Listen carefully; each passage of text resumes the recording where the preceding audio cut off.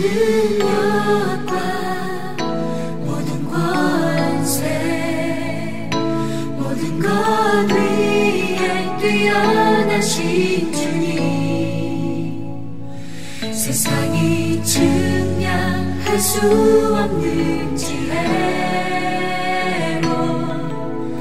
모든 만물 창조하셨네. 샤론의 향기.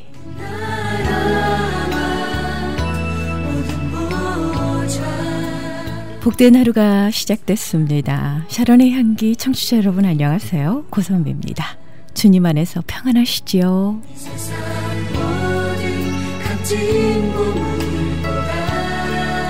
두 죄수가 창살 사이로 바깥을 내다보았다고 하지요. 한 사람은 진흙탕이 된 땅바닥을 보았고요.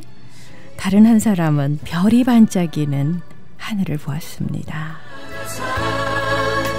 버림받고 외면당하셨네. 짓밟힌 장미꽃처럼 나를 위해 죽으셨네. 랭스턴 휴 시인이며 소설가의 말입니다. 정말 두 사람의 운명은요 후에 굉장히 많이 바뀌었다고 합니다. 어떤 상황에서도 소망을 잃지 않는 저와 여러분 되시길 바랍니다. 능력과 모든 권세 모든 것 위에 뛰어나 주님의 사랑 안에 사는 저와 여러분 어떤 상황에서도 주님 바라보시면서요 항상 감사하는 마음으로 그렇게 행복한 마음으로 사셨으면 좋겠습니다. 모든 만물 창조하셨네. 나의 도움이 어디에서 올꼬 천지를 지으신 주 여호와 하나님에게서로라. 이 말씀의 축복이 저와 여러분의 오늘의 삶 속에 가득하시길 소망합니다. 이 세상 모든 값진 보물보다 여러분과 함께 기도로 만들어가는 크리스천 헤럴드 선교방송 샤론의 향기 함께하고 계십니다. 이 프로그램은 저희 웹사이트 www.chtv1888.org ch라디오를 통해 편안한 시간에 다시 들으실 수 있습니다.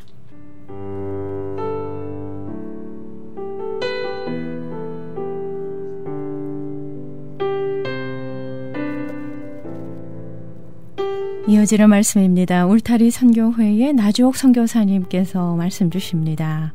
축복의 시간 되십시오.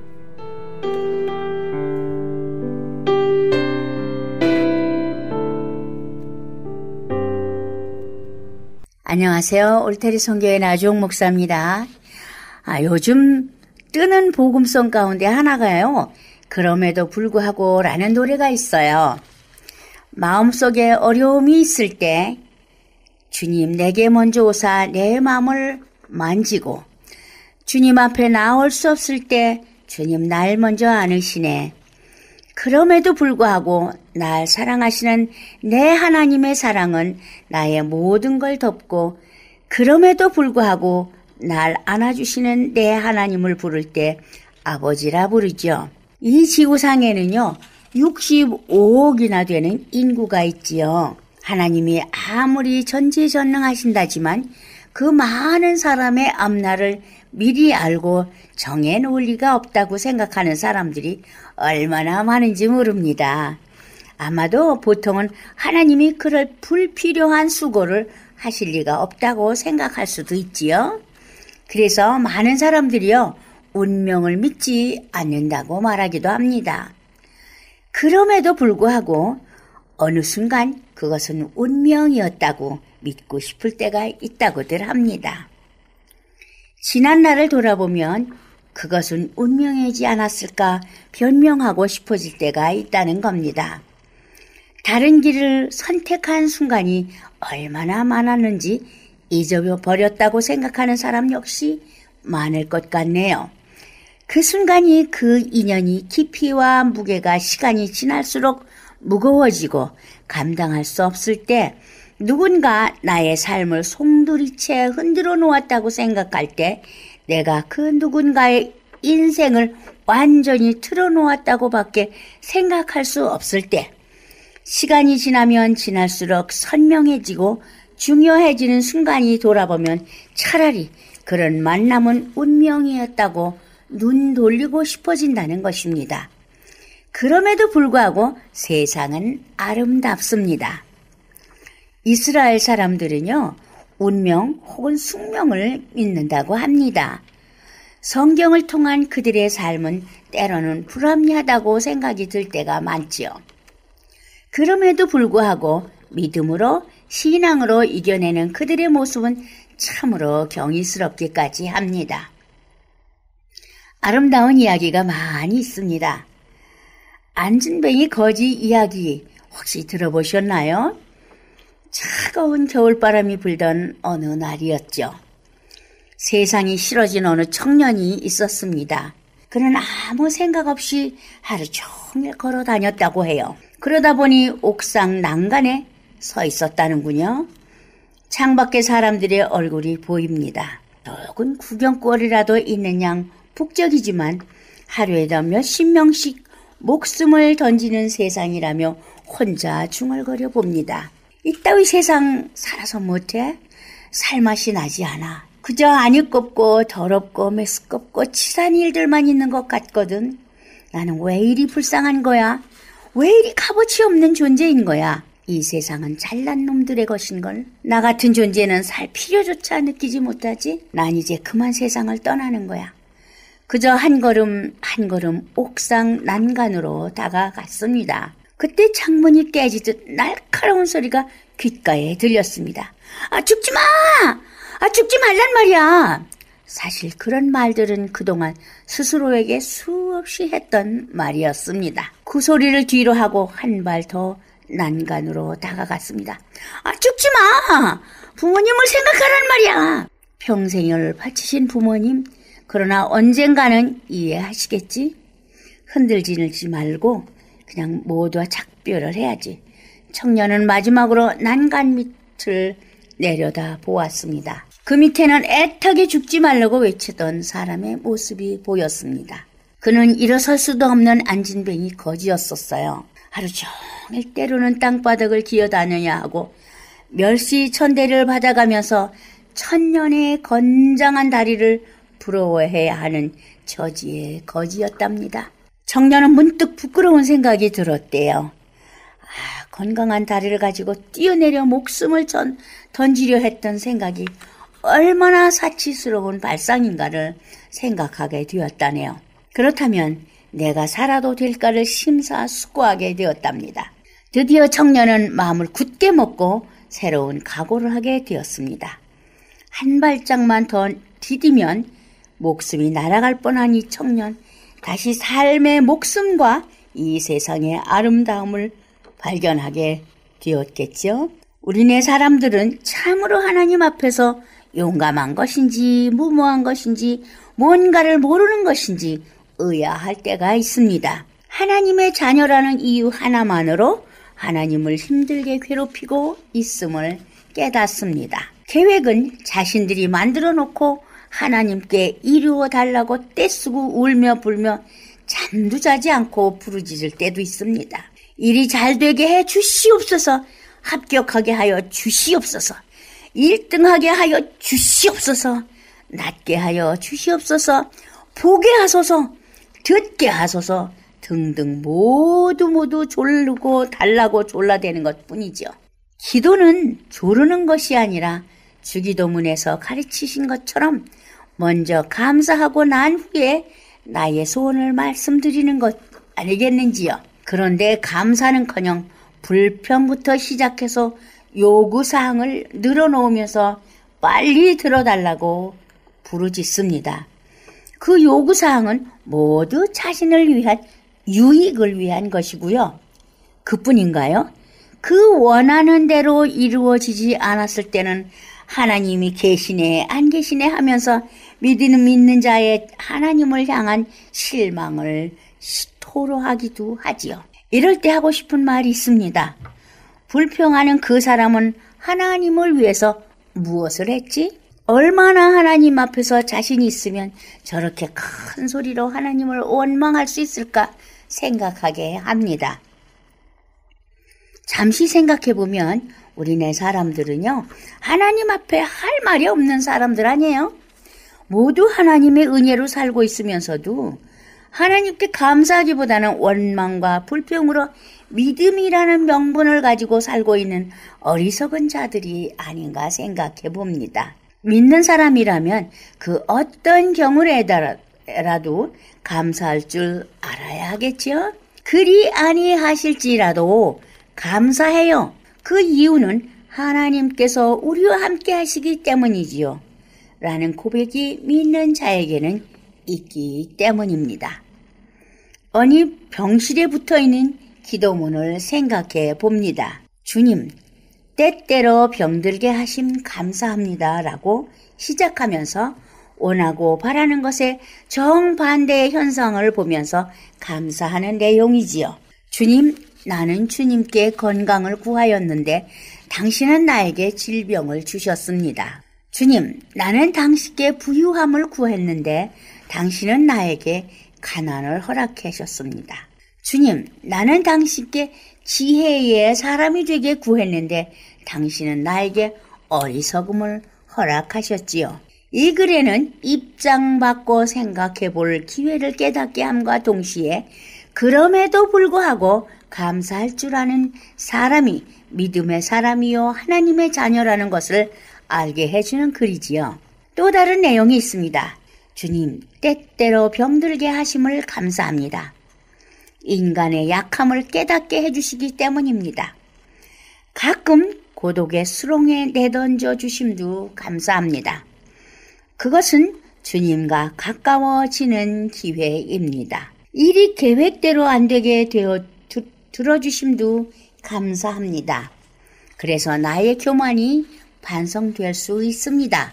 아들, 딸이 걱정거리가 되게 하시고 부모와 형제가 짐으로 느껴질 때도 있게 하심을 감사합니다. 그래서 인간된 보람을 깨닫기 때문입니다. 먹고 사는데 힘겹게 하심을 감사합니다. 눈물로써 빵을 먹은 심정을 이해할 수 있기 때문입니다. 불의와 허위가 득대하는 시대에 태어난 것도 감사합니다. 하나님의 의가 분명히 드러나기 때문입니다. 땀과 고생의 잔을 맛보게 하심 감사합니다. 그래서 주님의 사랑을 깨닫기 때문입니다. 주님, 감사할 수 있는 마음을 주심에 감사합니다. 그 어떤 경우에도 감사할 줄 아는 사람에게는 불평과 불만이 있을 수 없습니다. 거기에는 하나님의 뜻이 함께하기 때문입니다. 그리하니 하실지라도 그럼에도 불구하고 감사해요. 우리가 어릴 적에 듣고 배운 내용들이 있지요.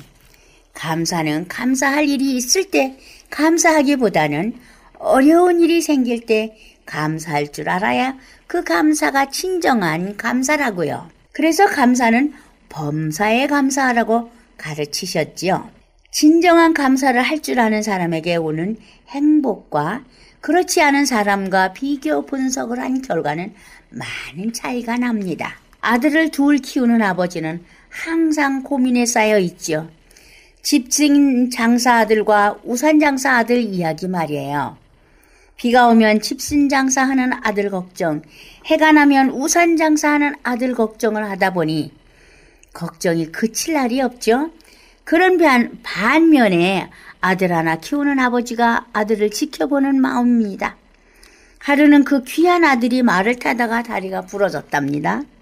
그런데 그 아버지는 걱정은커녕 대수롭지 않다는 식으로 그 아들을 치료했답니다. 살다 보면 그런 일도 있다면서요. 그런데 그 나라에 전쟁이 일어났다네요. 모두를 군입대를 해야 하는데 불구가 된 아들은 군대를 가지 않아도 되었다는 거죠. 그때 그 아버지는 아들에게 말하기를 전에 네가 말해서 떨어져서 불구가 되었을 때는 마음은 아팠지만 아픔보다는 감사했단다. 죽지 않고 살게 해주셔서. 그리고 지금은 전쟁이 나도 너와 함께 있을 수 있어서 감사하단다. 라며 아들을 끊어 끌어안았다는군요. 이 이야기를 잘못 해석하면 군복무를 하지 않게 되어 감사하다는 말이 되겠지만 그보다 우리 삶 속에 그럼에도 불구하고 감사할 줄 아는 마음과 그리하니 하실지라도 감사해요 라는 믿음이 있는 한은 행복하다는 말씀을 드리는 겁니다. 저라면 불구인 아들보다 건강해서 나라를 지키는 아들이 더욱 어때요? 좋을 것 같거든요. 그 아버지는 어떤 상황에서도 감사하다는 그 삶의 모습이 아름답다고 만족할 수 있는 거지요. 그러기에 왜 나만 나에게 어찌 이런 일이? 라는 질문이 있는 한은 행복할 수가 없다는 것입니다. 우리 울타리 선교회가요, 지나온 시간들을 살펴보면 참으로 어리석은 일들을 많이 했구나라는 생각이 들어요. 그러나 다시 그 상황이 닥쳐온다면 달라질 수 있을까 생각해 본다면 아마 그때와 꼭 같은 삶을 살고 있지 않을까라는 생각을 합니다. 친구들로부터도 영양가 없는 일만 한다고 책망도 원망도 아닌 말을 얼마나 많이 들었는지 모릅니다. 돕기에는 부담이 가고 보기 안쓰럽고 힘들어 보여서 궁시렁거려 본 것이겠죠. 그러나 아무리 어리석은 일을 했다고 하더라도 그 일이 남을 해치는 일이 아니고 남을 돕는 일로 일어난 일이었다면 그때처럼 했을 것이죠. 그때 그 일들이 어리석고 미련한 일을 했다 하더라도 그 일이 아무리 힘들고 고달픈 일이라 하더라도 그 일을 하나님이 원하시는 일이라고 생각했다면 그 일을 마다하지 않을 것입니다. 남이 알아주지 않는 일이라고 해도 외면하지 않을 것이고 아무리 힘들고 고달픈 일이라 하더라도 피하지 않을 것입니다. 비록 나에게 손해를 당하는 일이라 하더라도 그 일이 나보다 남에게 도움을 줄 수 있는 일이라면 그 일을 마다하지 않을 것입니다. 울타리 선교회의 생활을 생각해 보면요. 지나온 과정이 정말 모두 기적이었고 하나님의 인도하심이었음을 고백하지 않을 수 없습니다. 순간순간이 아찔했지만 그 순간을 넘기는 바로 그 순간이 기적이었다는 겁니다. 도저히 어쩔 수 없는 그 상황에서도 하나님은 우리와 함께 계셨거든요. 병들었을 때에도 살던 집에서 쫓겨났을 때에도 주님은 우리와 함께 하셨음을 고백합니다. 때로는 다른 선교단체를 바라보면서 부러워도 하고 때로는 질투심도 마음 한구석에 일어나기도 했었죠. 우리만 어렵고 힘든 것처럼 느껴질 때도 많았습니다. 재정적으로 어려움을 겪지 않고 넉넉하게 보이는 선교단체를 볼 때는 하나님께 기도를 드렸다기보다는 떼를 쓴 적도 있어요. 그러나 그것이 얼마나 어리석은 생각인가를 깨닫곤 했지요. 어떤 사람이 대책 없이 말하더라고요. 아니 좋은 일을 하는데 왜 하나님이 어려움을 주시는지 생각해 봐야 하지 않겠느냐고 말이에요. 기도하지 않는 것 아니냐고 그렇게 물어봐요. 우리는 기도하니까 하나님은 다 채우시던데요. 마치 기도하지 않아서 받지 못하는 것처럼 책망과 같은 그 책망 아닌 책망을 하더라고요. 그 말을 들었을 때는 정말 마음속으로 화가 치밀고요. 억울하다는 생각까지 들더라고요. 그러나 하나님을 기도하는 대로 들어주시는 분이시기보다는 하나님의 계획대로 움직이시는 분이심을 알고 있기에 우리는 하나님의 때를 기다리고 있는 것입니다. 우리는 지금 당장 이루어 주소서, 빨리 이루어 주소서 라고 외치면서 졸라대지만 하나님은 지금은 아니라고 말씀하시거든요. 모든 기도에 예스가 축복은 아닌 것을 우리는 많은 경험을 통해서 알고 있습니다. 노라는 응답도 얼마나 큰 축복인지를 우리는 잘 알게 되었어요. 그렇기 때문에 우리에게는 그럼에도 불구하고 그리 아니하실지라도 감사한다고 고백을 할 수 있습니다. 우리는 주님 안에서 말해야 합니다. 그럼에도 불구하고 감사합니다. 그럼에도 불구하고 용서하자고요. 그럼에도 불구하고 사랑하지요. 그럼에도 불구하고 노력하고요. 그럼에도 불구하고 참을 수 있습니다. 그리고 더 중요한 것은 어떠한 여건과 조건 속에서도 남을 배려하고 도울 수 있으면 좋겠습니다. 그렇게 하는 것이 바로 주님께서 가르쳐 주신 가르침이요, 선교하는 태도요, 선교하는 방법이요, 주님을 닮아가는 길이기도 한 것 아니겠는지요. 우리가 언제 어디에 있든지 우리의 선 곳이 곧 선교하는 장소고 선교 현장인 것입니다. 이것이 바로 선교회의 사명이기도 하고요. 생명의 위협을 받는 곳에서도 사명을 잊을 수는 없는 것이지요. 저희 울타리 선교회가 위치해 있는 곳에는요, 그러니까 우리가 사는 동네는 흔히 무섭고 험한 곳이라고들 말합니다. 주로 흑인들과 히스패닉이 사는 동네거든요. 한쪽에는 히스패닉 그룹, 한쪽에는 흑인들 그룹. 바로 이웃에 마약 딜러가 살고 있고 매일 마약을 사고 파는 모습을 쉽게 볼 수 있기도 하지요. 하루에도 몇 번씩 불자동차나 경찰차들의 사이렌 소리가 아주 요란하게 끊이지 않는 곳이기도 하죠. 그럼에도 불구하고 저희들은 얼마나 편안하게 살고 있는지 모릅니다. 세계 어느 곳에 가도, 세계 어느 곳에서 살더라도 우리처럼 편안하고 안전하게 살 수만 있다면 바로 천국이 아니겠는지요. 그동안 우리는요, 이웃들과 아주 좋은 관계를 가지고 있지요.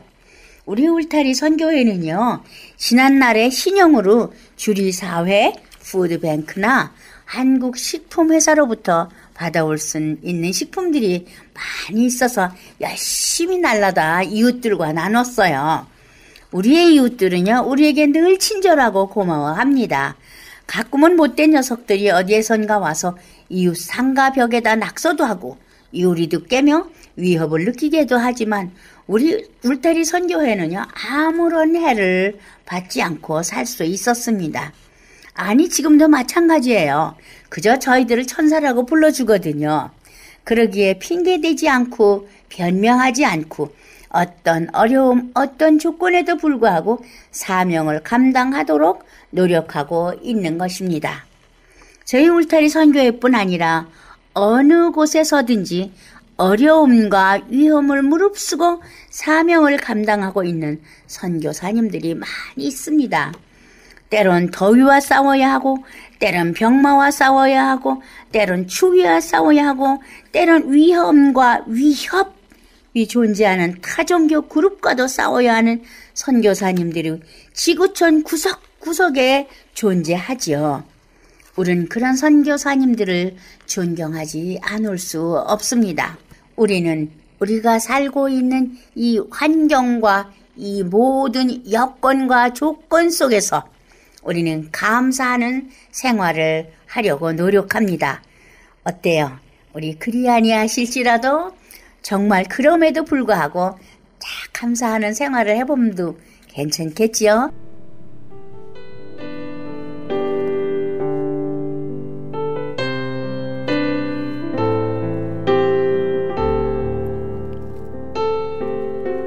지금까지 울타리 선교회의 나주옥 선교사님께서 말씀 주셨습니다. 축복의 시간 되셨는 줄 믿습니다. 울타리 선교회의 위치는 4708 웨스트 아담스 블버드 LA에 자리하고 있고요. 상담을 원하시는 분은 213지역 819-3300, 213-819-3300번으로 상담하시기 바랍니다.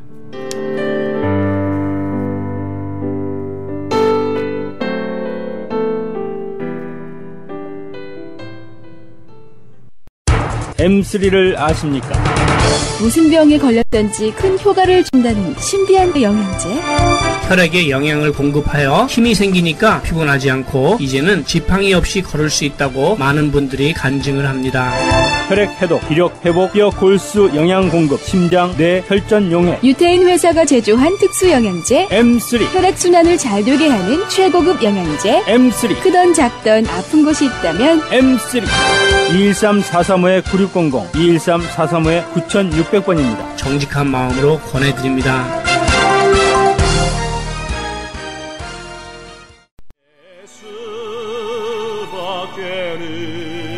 저희 크리스천 헤럴드에서는 천사 회원을 모집하고 있습니다. 여러분의 소중한 선교비가 기쁜 소식을 전하는데 귀중하게 사용됩니다.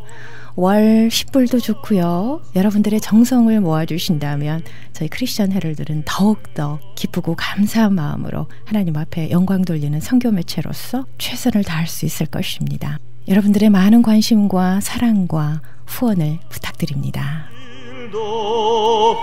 그 사랑하는 마음 잊지 못해.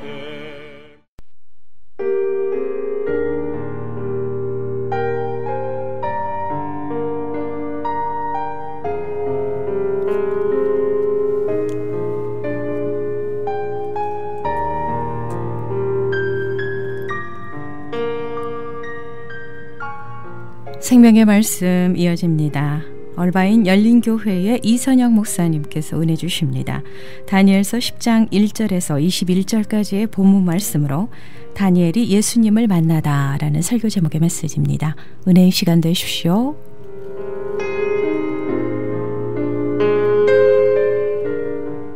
다니엘이 예수님을 만나다 라는 제목으로 좀 말씀을 드리겠습니다. 계속해서 우리 다니엘서를 좀 같이 나누고 있는데 오늘이 세 번째입니다. 그래서 대충 그 다니엘의 그 배경에 대해서 말씀을 드렸습니다. 다시 한번 정리하면 1장부터 6장까지는 다니엘이 경험한 어떤 기적들입니다.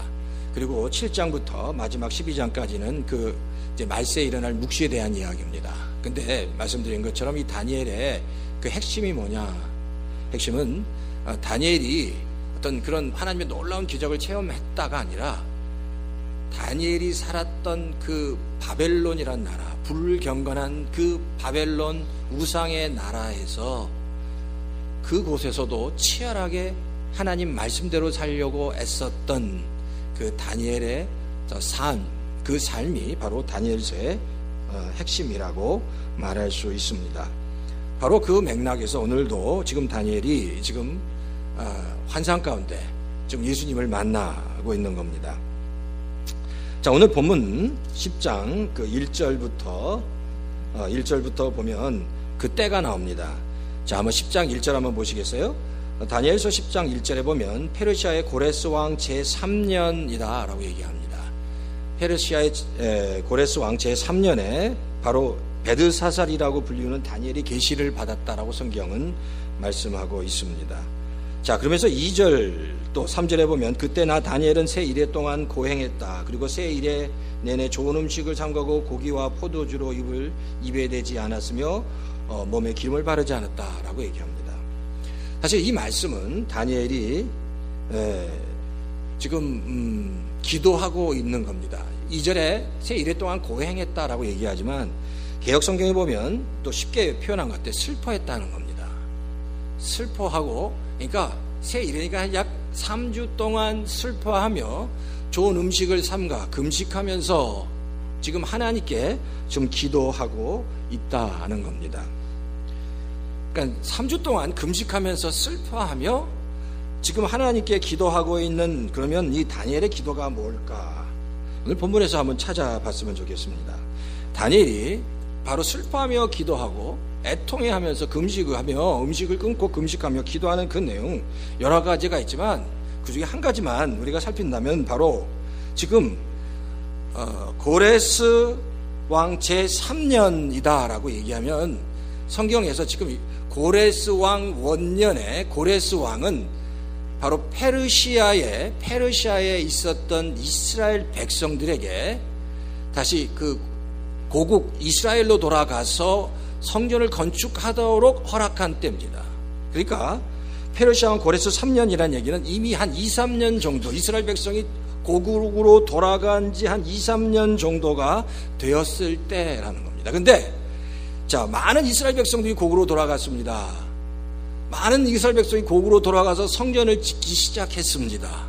그러면 그렇게 성전을 짓기 시작했으면 왜? 고레스 왕도 이미 허락했고 페르시아 왕도 허락했고 그리고 그 성전에 필요한 모든 그 물자와 모든 자원들을 대주기로 약속했기 때문에 그 성전은 순조롭게 지어져야 하는데 문제는 그 성전이 그렇게 자연스럽게 그 계획대로 지어지지 않았다라는 겁니다.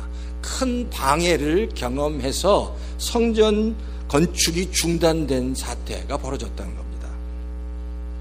거기에 대한 이야기가 스가랴서 4장에 보면 나옵니다. 성전 건축, 이스라엘 백성이 이제 포로로 귀환한 다음에 예루살렘에서 성전을 짓기 시작했는데 그 성전 짓는데 실패하게 된 가장 큰 원인은 뭐였냐면 바로 그 땅에 이미 있었던 사마리아 사람들의 반대였습니다.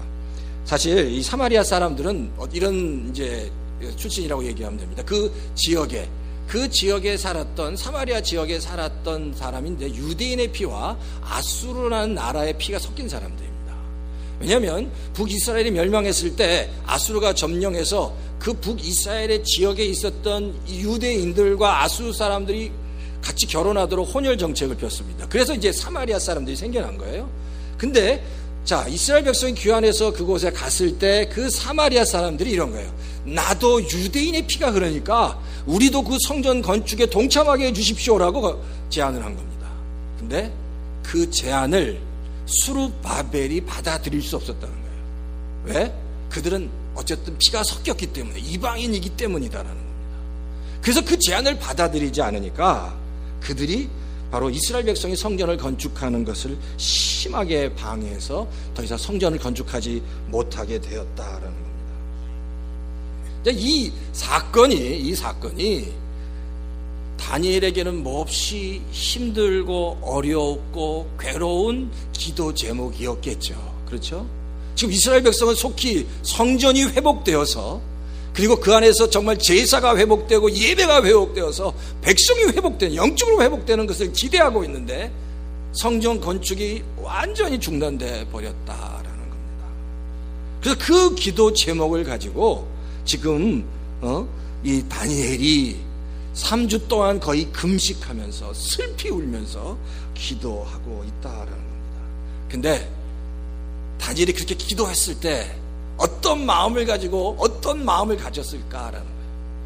정말 슬피 울며 기도했지만 다니엘이 갖고 있는 이 마음에는 과연 그러면 이 성전이 지어질 것인가, 그러면 영원히 또 이게 실패할 것인가라는 그런 두려운 마음이 아니었다는 거예요. 왜냐하면 다니엘은 이미 하나님으로부터 이 성전은 반드시 지어질 것이라는 확신과 믿음을 받았습니다.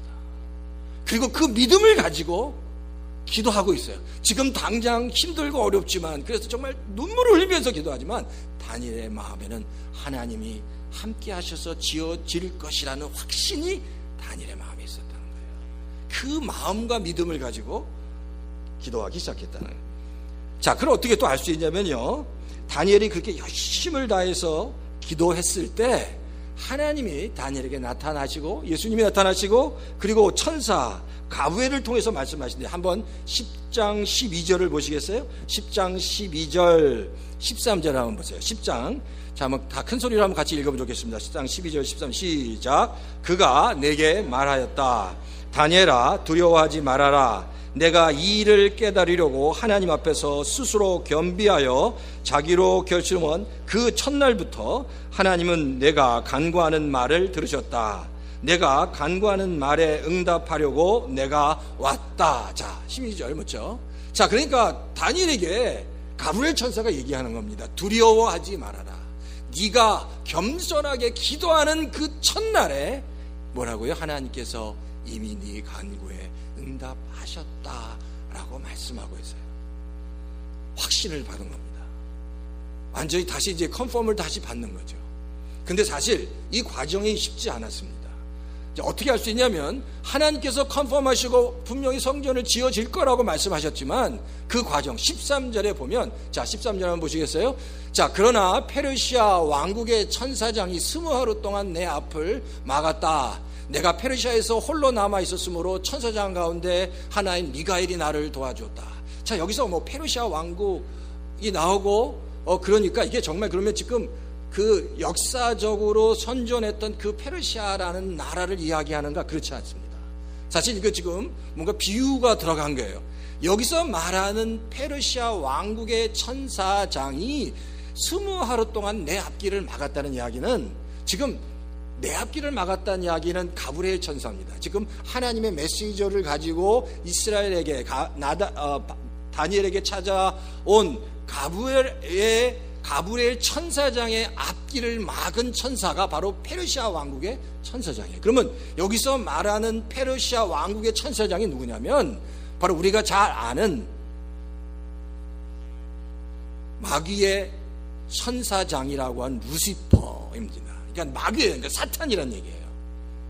그 사탄이 지금 하나님의 응답을 가지고 지금 다니엘과 이스라엘 백성들에게 온 가브리엘 천사를 20하루 동안 맡고 있었는데, 하나님의 천사장 가운데 미가엘 천사장이 나를 도와서 이제 그 하나님의 응답과 명령을 가지고 너에게 왔다라고 얘기하는 겁니다. 그러니까 여기서 굉장히 많은 것들을 깨달을 수 있습니다. 그러니까 천사장에는 천사장 두 가지가 있습니다. 가브리엘 천사가 있고 미가엘 천사가 있는데, 가브리엘 천사는 하나님께서 주시는 메시지를 줍니다. 그래서 예수님께서 잉태하실 때도 마리아에게 가브리엘 천사장이 나타나는 거예요. 메시지를 주니까. 근데 미가엘 천사는 영적 전투를 하는 천사입니다. 성도들이 이 땅을 살아갈 때 치열하게 영적 전투, 이런 전투를 할 때, 우리가 무슨 그림 혹시 볼 때 이렇게 근육이 우락부락하고 막 날개가 막 대단히 힘차 보이는 천사들은 보통 미가엘 천사를 상징해서 그리는 거예요. 근데 지금 그 가브리엘 천사자가 그 하나님의 응답을 갖고 오는데 그거를 막았던 루시퍼 천사장을 제압하고 그 메시지가 지금 이 다니엘에게 오도록 했다라는 겁니다. 참 굉장한 영적 전투가 있었습니다. 근데 중요한 건 이겁니다. 하지만 이런 치열한 영적 전투가 있었지만 성도가 분명히 알아야 될 것은 하나님의 뜻, 성도를 향한 하나님의 뜻은 반드시 이루어지고 그 결국은 반드시 승리란, 하나님 안에 성도에게 있어서 반드시 승리케 하신다라는 겁니다. 그러니까 우리가 신앙생활에서 꼭 붙잡아야 할 가장 두 가지, 지금 현재 나의 삶 속에서 장애가 있고 어려운 가운데 있지만 그 가운데 성도는 반드시 하나님의 말씀과 약속을 붙잡고 그 약속과 말씀을 통해서 결국에는 승리케 하시는 그 하나님을 바라봐야 한다는 겁니다. 우리가 이 땅에서 그렇잖아요. 많은 어려움들이 있고 고난도 있고 장애도 있습니다. 근데 그런 장애를 볼 때마다 힘이 빠지고 때때로 좌절도 해. 과연 내 기도가, 지금 나의 삶 가운데 내 기도가 응답될 것인가. 근데 그렇게 좌절하지 말아야 된다는 겁니다. 낙심하지 말아야 된다는 겁니다. 결국에 하나님의 뜻 가운데서 하나님의 뜻을 이루는 기도는 상황과 환경과 상관없이 결국에는 하나님께서 응답하시고 승리케 하신다는 것과 내 삶 속에서 늘 그 하나님은 나와 동행하신다는 확신과 믿음을 갖는 게 중요합니다. 예를 들면 이거예요. 자, 욥의 삶을 보면 욥은 몹시 힘들었습니다. 고난을 겪으면서 몹시 힘들었습니다. 그러나 욥의 스토리를 알고 있는 우리는 그 욥의 이야기를 들으면 힘든가요? 그렇지 않아요. 우리는 욥의 이야기를 들으면서 힘들지 않습니다. 그 이유가 뭐예요? 우리는 이미 욥의 끝을 알고 있습니다. 욥의 결말을 알고 있습니다. 욥이 받은 축복을, 마지막 하나님께서 그에게 주신 축복, 그 마지막을 알고 있다는 거예요. 그러니까 성도에게 있어서 마지막을 분명히 알고 있다라는 사실은 너무나도 큰 믿음이고 성도에게 너무나도 중요한 영적인 자산이라는 거예요. 성도에게 마지막 그 결국에 대한 분명한 확신과 믿음이 있어야 된다는 거예요. 예수님께서 주신 비유도 마찬가지입니다. 밭에 감추인 보화의 비유에서 사람들이 볼 때 자신의 모든 재산을 다 팔아서 쓸모없는 땅을 사는 사람이 이해가 되지 않습니다. 세상 사람들은 이해가 안 되는 거예요. 어떻게 자기가 가지고 있는 재산을 다 팔아서 저 쓸모없는 돌투성인 밭을 살까? 이해가 안 되는 겁니다. 근데 자신의 모든 재산을 팔아서 그 밭을 산 사람은 알아요. 왜 사죠? 그 안에 보화가 있기 때문에, 그 안에 보화가 있기 때문에, 결국을 하는 것, 마지막을 하는 그 보화가 있다는 것을 알기 때문에 자기가 가지고 있는 모든 것을 다 팔아도 아깝지 않다는 거예요. 왜? 마지막을 알고 있기 때문에. 마지막에 그 보화를 통해서 놀라운 하나님의 축복을 받을 수 있다는 거 알기 때문에. 성도가 이 땅에서 신앙생활하면서 가져야 될 가장 큰 믿음의 자부심이 그겁니다. 내가 지금 여러 어려운 장애와 고난과 고통을 겪고 있지만 결국에는 마지막에는 하나님께서 그 마지막에는 놀랍게 역사하시겠다는 그 믿음이 있는 거예요. 우리가 너무나도 잘 아는 로마서 8장 28절에 합력해서 선을 이룬다는 거예요. 이 합력하다는 이 단어가 헬라어로 수네루게오라는 단어입니다. 이 수네루게오라는 이 단어는 합력해서 선을 이룬다는 뜻인데, 이 뜻은 바로 이겁니다.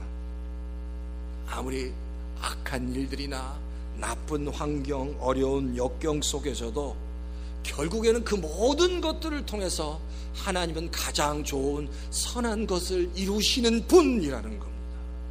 내가 당하는 고난, 내가 당하는 여러 어려운 문제들 가운데 그러나 수네루게오, 결국에는 모든 것, 그 모든 악한 것, 나쁜 환경, 장애가 다 합력되었는데 마지막에 보니까 그게 나에게 선이 되었고 하나님의 축복이 되었다라는 사실. 하나님의 계획 가운데 그 일들이 일어났다는 거예요. 그러니까 성도는 이 땅을 살아가면서 바로 결국에 대한 확실한 믿음을 가져야 됩니다. 내가 지금 힘들지만 그러나 하나님은 결국에는 수네루게요, 합력해서 선을 이루시는 분.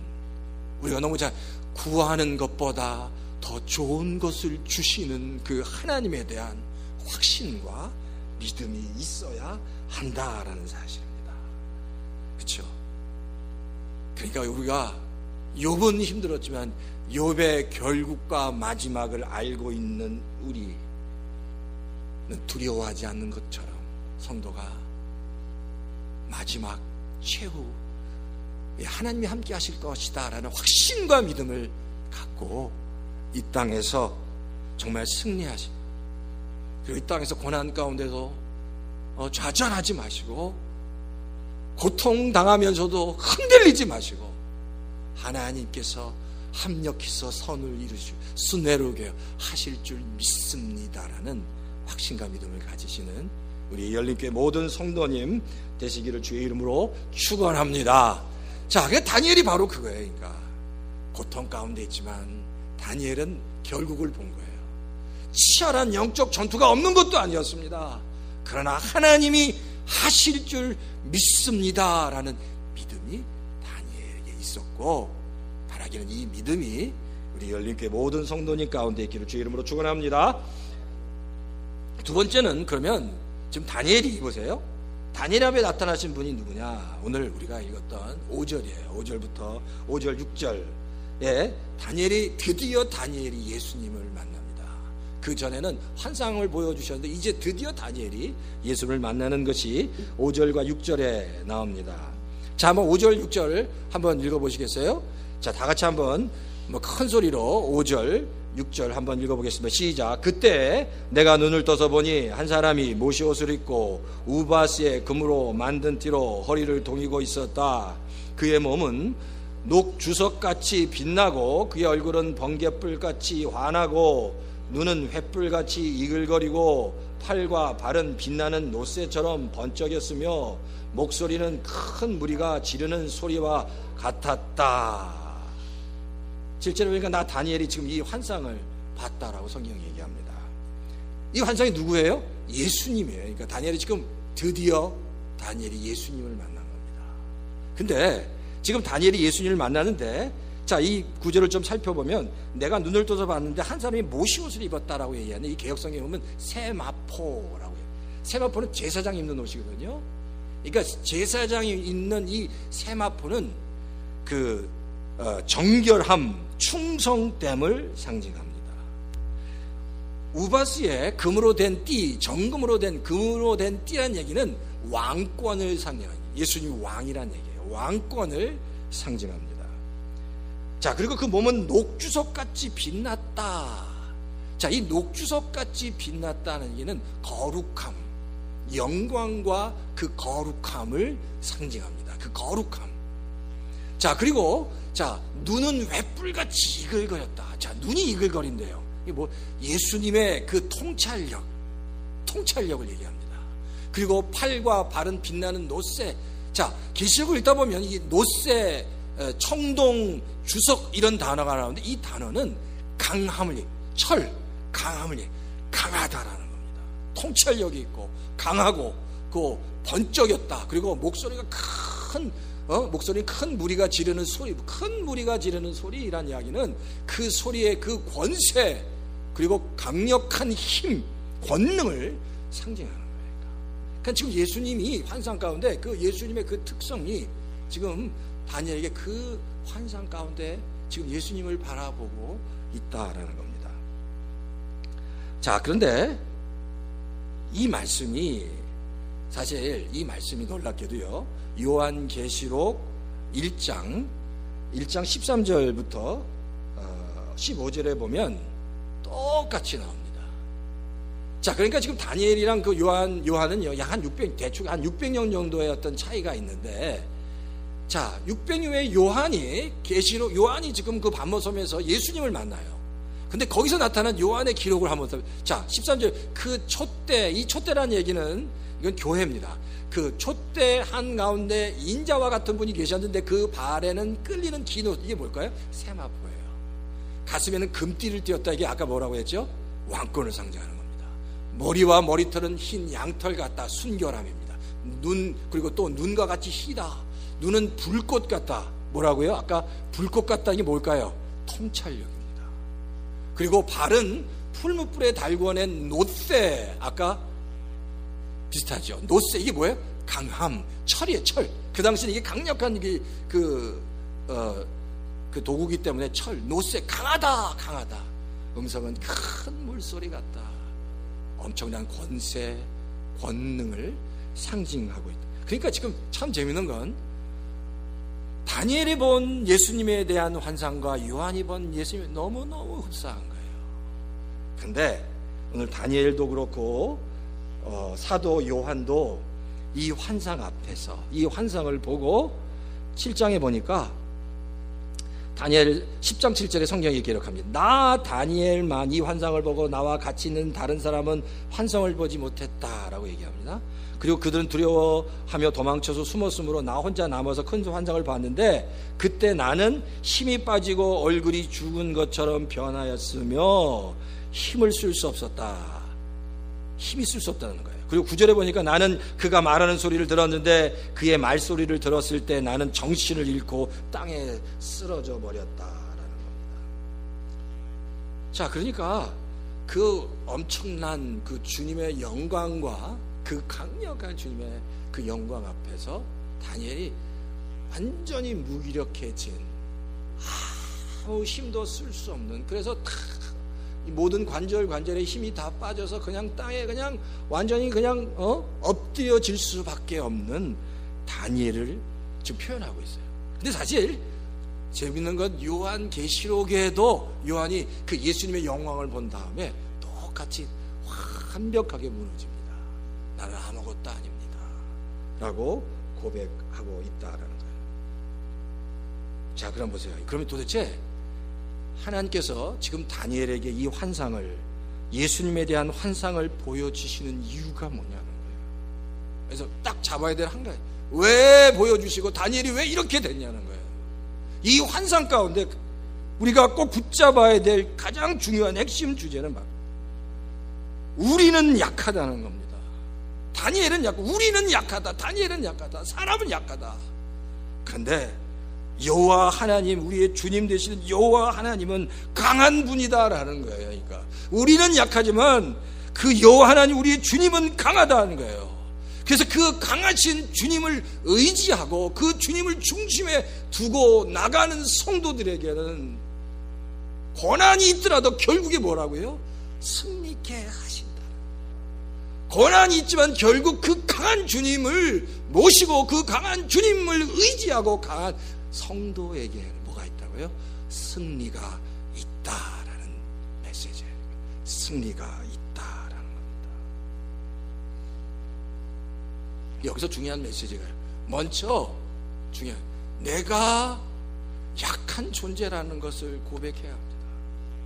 내가 하나님 앞에서 얼마나 약하고 연약한지를 내가 깨달아야 합니다. 내가 얼마나 부족한지, 내가 얼마나 힘이 없는 존재인지, 정말 이거저거 훅 불면 날아가는 먼지 같은 존재라는 사실을 우리가 알아야 합니다. 네, 우리가 그런 것 같아요. 이 땅을 살아가면서 많은 성도들이 이 세상을 살아가면서 그래요. 하나님을 의지하는 게 아니라 내 힘을 의지합니다. 그러면 자꾸만 이렇게 나는 내가 강해야 이 세상에서 승리할 수 있다라고 자꾸만 착각합니다. 내가 강해야, 내가 더 똑똑해져야, 내가 힘이 있어야 성공한다고 생각합니다. 근데 하나님의 메시지는 그게 아니에요. 너는 철저하게 약해져야 돼. 철저하게 약해져서 강하신 하나님, 강하신 주 여호와 하나님을 의지할 때 인생에서 승리가 있다는 겁니다. 네가 철저히 약해질 때. 바울의 고백이 바로 그거예요. 내가 약한 데서 하나님이 온전해지는 거예요. 내가 오히려 강할 때 하나님이 온전해지는 거예요. 그러니까 우리가 신앙생활 하면서 항상 그거예요. 내 은혜가 내게 족합니다. 내 능력은 약한 데서 완전하게 됩니다. 그러니까 우리가 치열하게 늘 고백해야 될 게, 우리는 근데 자꾸만 잊어먹어. 내가 강해야 된다. 내가 똑똑해야 된다. 내가 힘이 있어야지 내가 이 살벌한 정말 이 세상에서 내가 살아남을 수 있다라고 자꾸만 생각하는데 그게 아니에요. 나는 약해져야 합니다. 내가 약해질 때 비로소 강해질 수 있는 거예요.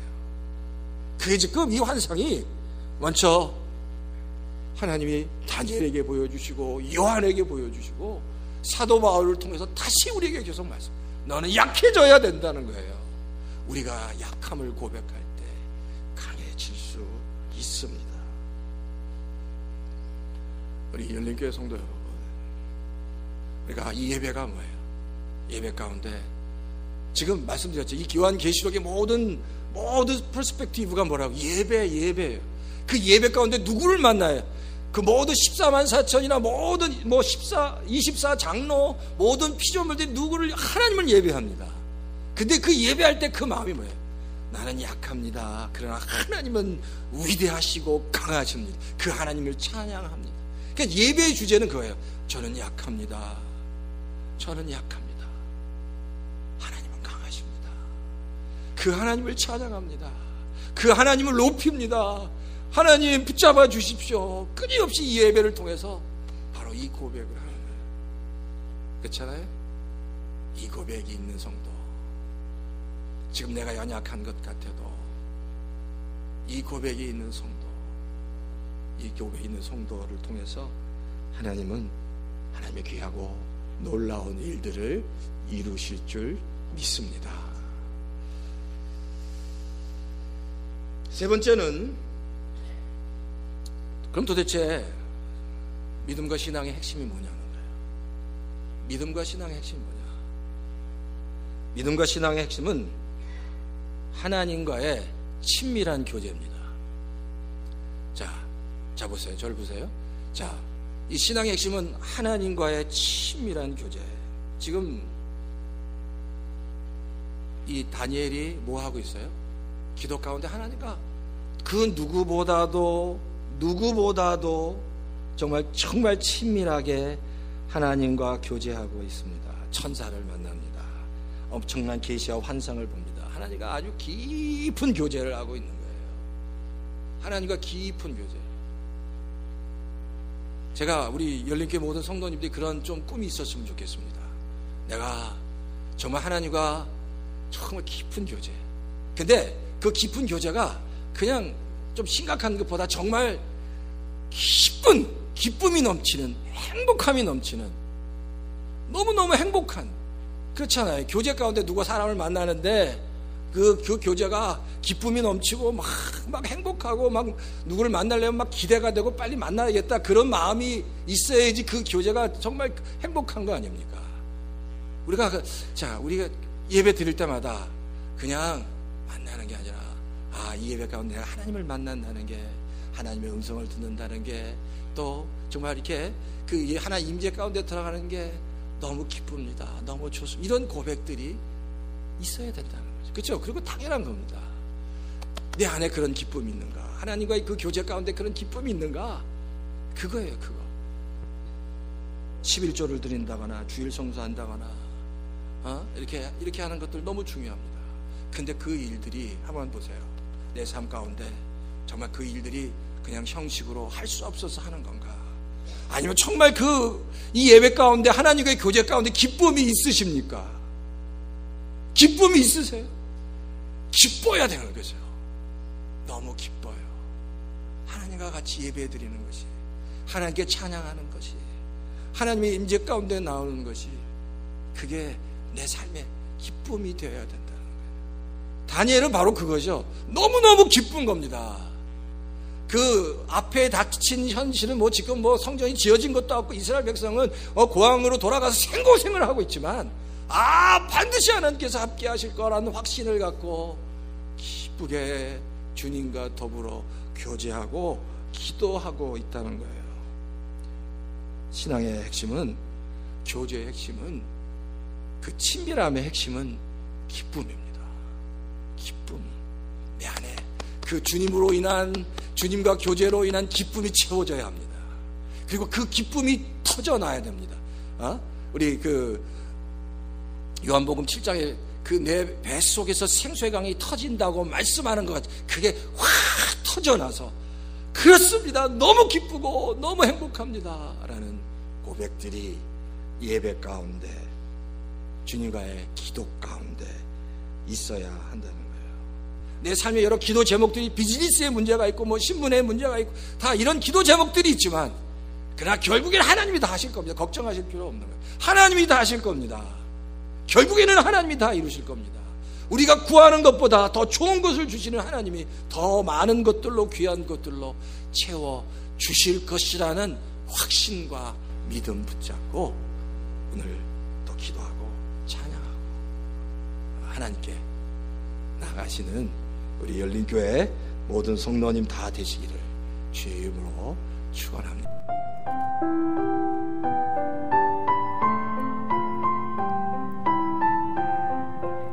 지금까지 열린교회의 이선영 목사님께서 말씀 주셨습니다. 다니엘서 10장 1절에서 21절까지의 본문 말씀으로 다니엘이 예수님을 만나다라는 설교 제목의 메시지였습니다. 축복의 시간 되셨는 줄 믿습니다. 열린교회 위치는 1701 에든거 애비뉴 산타아나에 자리하고 있습니다. 말씀 듣고 신앙상담 원하시는 분은 714지역 647-9161 714-647-9161번으로 상담하시기 바랍니다. 지금까지 여러분께서는 저희 크리스천 헤럴드에서 보내드리는 선교방송 샤론의 향기 함께 하셨습니다. 하루가 밝았는데요. 오늘도 하루 종일 주님의 은혜 가운데 평안하시고요. 좋은 일만 가득한 날 되십시오. 그리고 성령의 충만한 날 되시고요. 마음껏 하나님을 찬양하시는 복된 날 되십시오. 함께 해주셔서 고맙습니다. 샬롬.